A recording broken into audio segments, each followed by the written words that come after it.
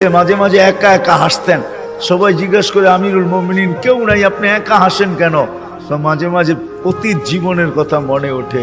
বকরি পর্যন্ত চালাইতে পারতাম না, রাখাল ছিলাম, বকরি চড়াইতে পারতাম না, ডেলি একটা না একটা হারায় আসতাম, আর খালা ইচ্ছা মতে ডেলি মার দিত।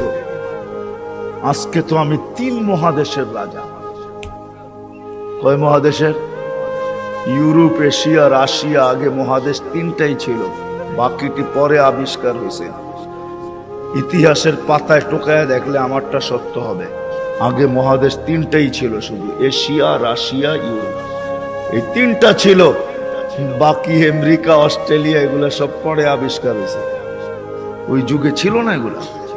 এটা তো সমুদ্রের ভিতরে লুকানো ছিল, মানুষ পড়ে বাহির করছে। কি যুবক, ঠিক তো? সত্য তো?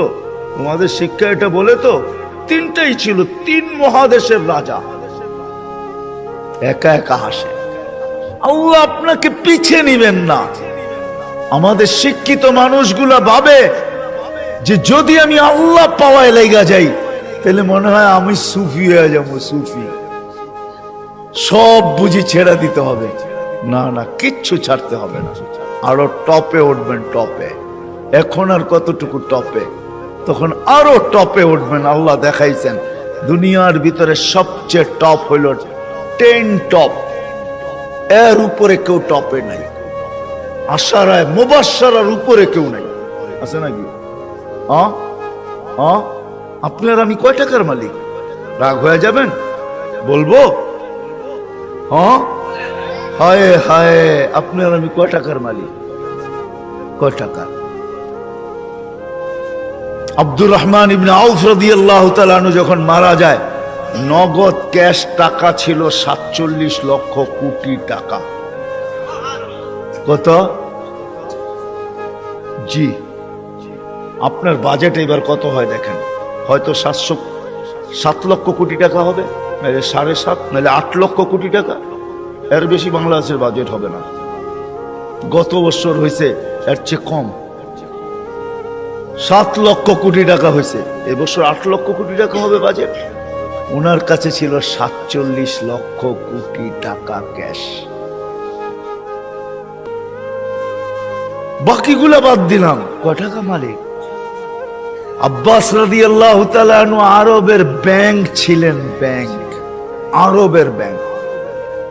আল্লাহ রসুল যখন দুনিয়াতে আসেন তখন পুরো আরব ভূখণ্ডে একটা ব্যাংক ছিল, ব্যাংক আব্বাস। আল্লাহ রসুলের চাচা। বিদায় হজের দিন আল্লাহ রসুল বলছে, চাচার যত সুদ আছে সব আমি মাফ করে দিলাম। চাচা হাসতে হাসতে দাঁড়াইছে আর বলছে, বাতিজা তুই সুদ মাফ করে দিলি, কতটুকু আর দিলি? চাচা পাশে দাঁড়ায় বলছে, বাতিজা সুদ মাফ করলো, আমি বাতিজার সম্মানার্থে আসলও মাফ করে দিলাম। ও আরববাসী, আমার টাকা কারো দিতে হবে না, মাফ। আপনি জানেন না কয় লক্ষ কোটি টাকা ছিল? আমার কাছে হিসাব আছে কয় লক্ষ কোটি টাকা ছিল।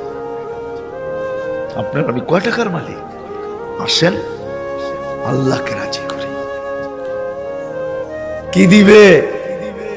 কি দিবে? কাকে কি দিবে? মা বোন যদি আল্লাহকে রাজি করলো, ও মা বোন, এর চেয়ে বড় কিছু জিনিস হইতে পারে না যে জান্নাতের 8 দরজা তোমাকে ডাকবে। কোনটার ভিতর দিয়ে আমার ভিতরে ঢুকবে বলো? 8 দরজা দিয়া ডাকবে, যেখানে মন চাহি মিলবে। 500 বছর আগে জান্নাতে যাবে মা বোনরা, পুরুষের। কেননা মা বোনদের 2টা জন্মগত শখ আছে, একটা নিজেকে সাজাইতে ভালোবাসে, ঘরকে সাজাইতে ভালোবাসে। এই জন্য দেখবেন সারাদিন জ্ঞান জ্ঞান করতেই থাকে, এটা আনলে ভালো হইতো না, ঘরটা একটু সুন্দর হইতো না, এটা হইলে একটু সুন্দর হইতো না। কিন্তু ওই যে অভ্যাস নিজেকে সাজানো আর হলো ঘর সাজানো, বিল্ডিং শিল্ডিং হয়ে গেছে। ছোটবেলা তো আমরা দেখছি, ঠিক না? কি বলেন? মাটির ঘর, এটা জেনে কি বলে, উঁচা থাকতো না, উঁচা, তাই কি বলে? পিরা, পিরা। এটাকে সপ্তাহে লেপতো, ঠিক না? ওটার ভিতরে আবার ফুল আঁকতো, ঠিক না? হায় হায় হায়, সব আল্লাহ বলে, বান্দি তোকে 500 বছর আগে জান্নাতে পাঠাবো, তুই নিজেকে সাজাইতে পারিস নাই, আমাকে রাজি করতে যায়া শখ পুরা করতে পারিস নাই। এখন জান্নাত যা চাবি তা দিয়ে তোর শখ আমি 500 বছর পুরা করব। তারপরে তোর স্বামীকে তুই মিস কল দিবি যে 500 বছর শখ পুরা হয়ে গেছে, কাম তুমি এখন আসো, তারপরে তোর স্বামীকে পাঠাবো। ইয়ানকালিবু ইলা আহলিহি মাসরুরা, তখন না স্বামী নাচতে নাচতে জান্নাতের দিকে যাবে, শখ পুরা করবে জান্নাতে। কি দিবে যুবক, কি দিবে তোমাকে? যৌবনের বিনিময় কি দিবে? কিনা রাখা আছে। সাহাবা জান্নাত শুনতেন আর চিৎকার দিতেন। হাদিসে আছে আল্লাহর রসুলের জীবদ্দশায় তো কতজন চিৎকার দিয়ে মারা গেছে, যুবক মারা গেছে। আল্লাহ রসুল হাসছে আর বলছে, জান্নাতের শখ ওকে নিয়ে গেছে।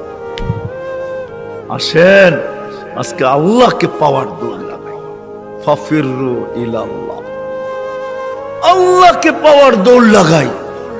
দৌড়ে এত দেখলাম দুনিয়ায়, প্রমাণ আর আল্লাহ কিভাবে চোখে দিবে বলেন? কিভাবে দিবে?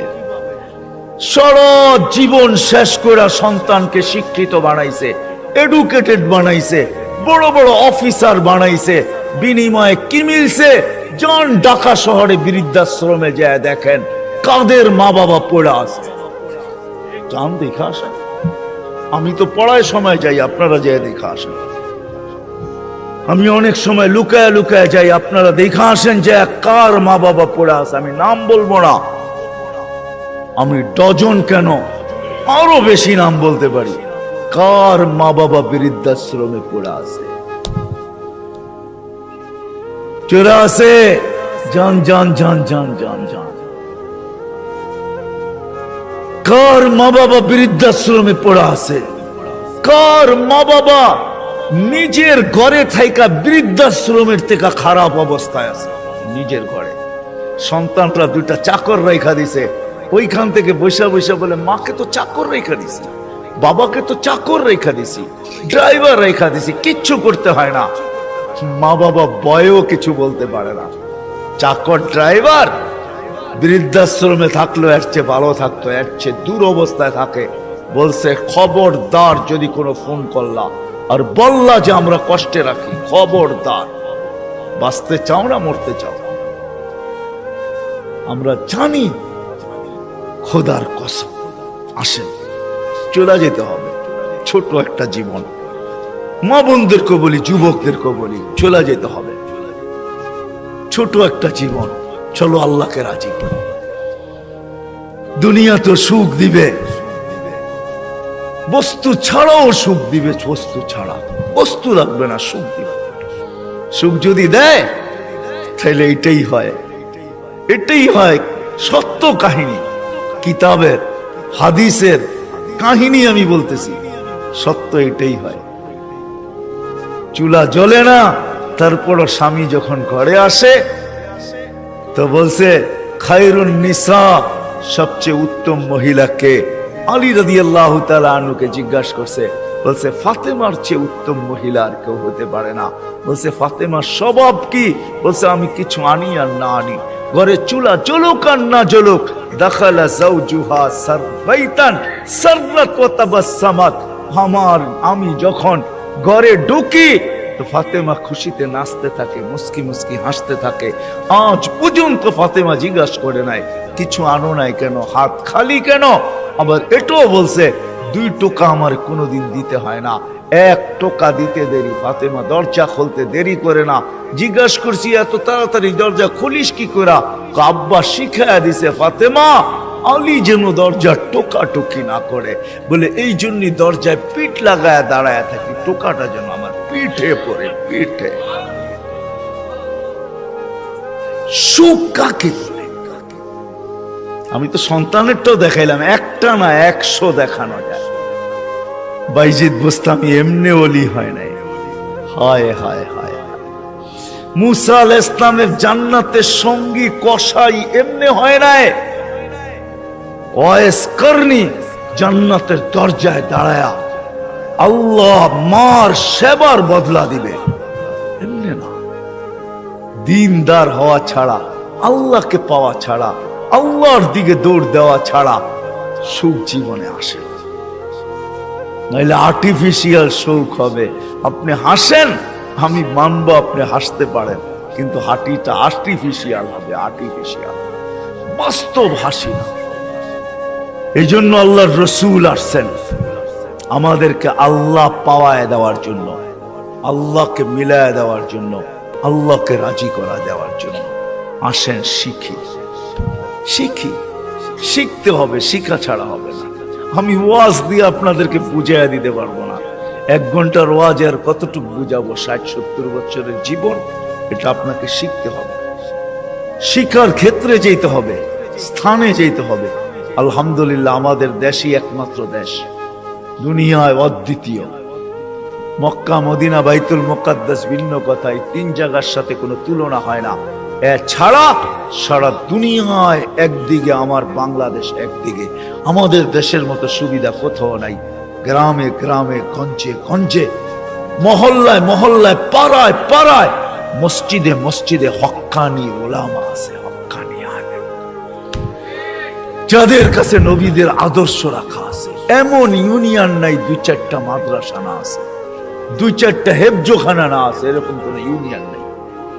আছে নাকি? বাকি আপনাদের ইউনিয়নে কয়টা আছে? হক্কানি আলেম আছে, এদের কাছ থেকে শিখেন। আমি তো দেখাইলাম, সহজে শিখেন যে আল্লাহ কিভাবে রাজি করা যায়। আমি কিন্তু দেখাইছি আমার জাতি যদি ঘুমানোর সময় তওবা করত, ঘুমেরতে উঠেই তওবা করত, যে আল্লাহ সারা রাত্র ঘুমে কাটায় দিলাম, তারপরও তুই আমাকে ফেরত দিলি, জীবিত করে দিলি। কত মানুষই তো সারা রাত্র ইবাদত করে কাটাইছে, আমি তো একটুও করি নাই, একবারও তোর নাম নেই নাই। উঠা যদি তওবা করত, ঘুমানোর সময় যদি তওবা করত, আমার যুবকরা যদি আজান দিলে মসজিদে ছুটতো, কিচ্ছু না করতো, 24 ঘন্টার ভিতরে 5 ওয়াক্ত নামাজের জন্য যদি মসজিদ ভরা যেত, আজান দিতে দেরি, মসজিদে যেতে দেরি করে না। অথচ অথচ অথচ আব্দুল কাদের জিলানী রহমতুল্লাহ লেখছে, শুকর সকালবেলা ঘুমের থেকে উঠা বলে, মালিক কাইলা ইয়াকা আউয়ালা নাযরিন আলা মান লা ইউসাল্লি, মালিক তোর কাছে মাপ চাই, কোন বেনমাজির উপরে যেন আমার দৃষ্টি না পড়ে। আপনি বলবেন আমাদের এখানে তো শুকরই নাই, অসুবিধা কি নামাজ না পড়লে? ঠিক না? আপনি মনে হয় বোঝেন নাই, ঠিক না? যদি বুঝতেন, প্রত্যেক বেনমাজি শুকরের চোখে তার চেয়ে নিকৃষ্ট সে ভাবে, নাইলে সে কেন এই কথা বলবে যে আমার দৃষ্টিটা যেন কোনো বেনমাজির উপরে না পড়ে।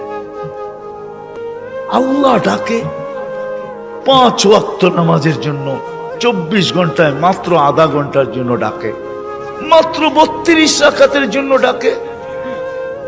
আল্লাহ ডাকার দায়িত্ব নিতেন না, কোন উম্মতের দায়িত্ব নেন নাই, শুধু আমাদের নবীজির চেহারার দিকে চেয়ে দায়িত্ব নিয়েছেন। বিশ্বাস হয় না? হ্যাঁ, আমি বললো দলিল দিতেছি, আমাদের ওলামা আমার সাথে একমত হবে, প্রমাণ দিতেছি। যখন 50 ওয়াক্ত দিছিলেন, মুসা আলাইহিস সালাম বলছে 50 ওয়াক্ত পড়তে পারবে না, কমায়া নিয়ে আসে। কমাইতে কমাইতে কমাইতে কমাইতে প্রত্যেকবারে কমাইতে কমাইতে 5-এ আইসা ঠেকছে। মুসা আলাইহিস সালাম বলছে এর চেয়েও কমায়া নিয়ে আসেন। তখন আল্লাহর রাসূল লজ্জায় চেহারা লাল হয়ে গেছে, আবার যাইতো, চাই কি করে। মুসা আলাইহিস সালাম বলতেছে আমি 2 ওয়াক্ত পড়াইতে পারি না, আপনি 5 ওয়াক্ত পড়াবেন, তো পড়াবেন কি করে? তখন দিলটা ভিতরে ভাঙা গেছে, আমার মনে হয় দিলটা ব্যথায় ভেঙে গেছে। কথা তো সত্য, কিন্তু লজ্জায় তো আর পাও উপরে আগে বাড়তেছে না, বাড়াই তো বাড়াই কি করা, ভিতরে ব্যথা। যদি উম্মত 5 ওয়াক্ত না পড়লো, তাহলে আমি মুখ দেখাবো কি করা? তখন আল্লাহ মনে হয় ডাক দিয়া কানে কানে বলছিলেন, বন্ধু নিয়া যান 5 ওয়াক্ত, আমি আপনার উম্মতকে ডাইকা পড়ায় নিব, ডাইকা ডাইকা পড়ায়, আমি ডাইকা ডাইকা পড়ায় নিব। এই জন্যই ফজরের সময় বলে আসসালাতু খায়রুম মিনান নাওম। যুবক পায়ে হাত রাখা বলে 24 ঘন্টা কিচ্ছু করো না, 5 ওয়াক্ত শুধু নামাজ পড়ো। আমরা যদি বলি কিচ্ছু জানি না, কি দিয়া পড়বো? এই উম্মতের জন্য করছেন, কোন উম্মতের জন্য করছে বইলা